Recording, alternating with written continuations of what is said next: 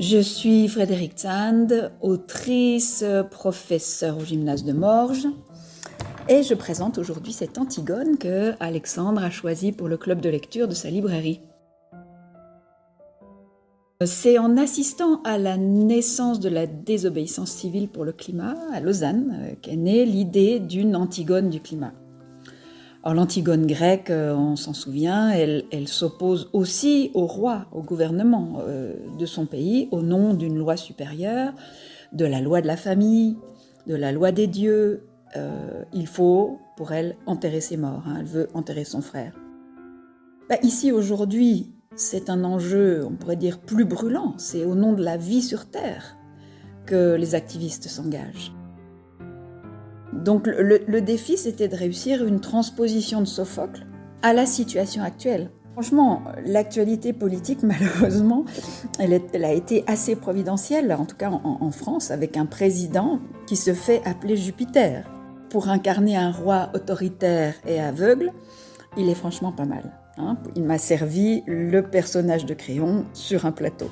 Donc Antigone, dans la pièce, elle est la nièce du président de la République en France. Elle est activiste, elle est découragée par l'échec des actions collectives. En Suisse, nous, on a eu les procès qui nous ont largement découragés, décapités.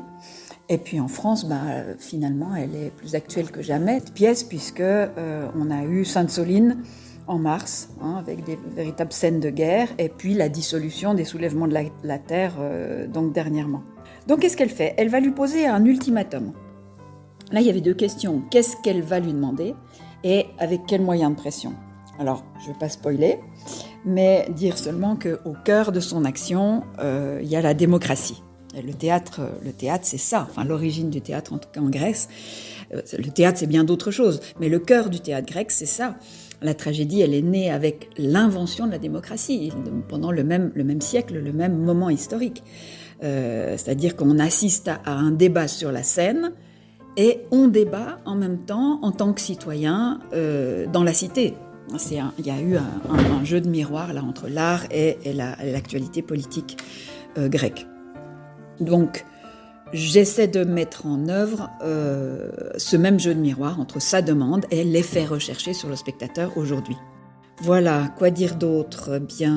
J'ai suivi la charpente de Sophocle en 5 actes. J'ai même essayé d'interposer des intermèdes choraux, mais avec un aspect comique, puisque je propose des impros, que chacun peut imaginer à sa manière, en utilisant l'actualité du moment, les intermèdes du cœur. Les questions à se poser, c'était aussi quel rapport entre les deux sœurs, entre Antigone et Ismène, à l'heure où le mot sororité est vraiment très important, prend de l'importance dans nos réflexions. Qui est Aimon, le fiancé d'Antigone ? Quel caractère, quel engagement lui donner ? Et puis, il y a un défi final de la fin de la pièce, c'est qu'il fallait trouver l'équivalent de Tirésias, le devin grec, qui est une autorité, qui est un prêtre, en fait, le chef des prêtres. Donc, trouver une autorité spirituelle équivalente, vous verrez ça le soir de la lecture. Donc, c'est une suite de surprises pour le soir du 7 août à la librairie Delphica. Et je me réjouis de vous rencontrer à cette occasion.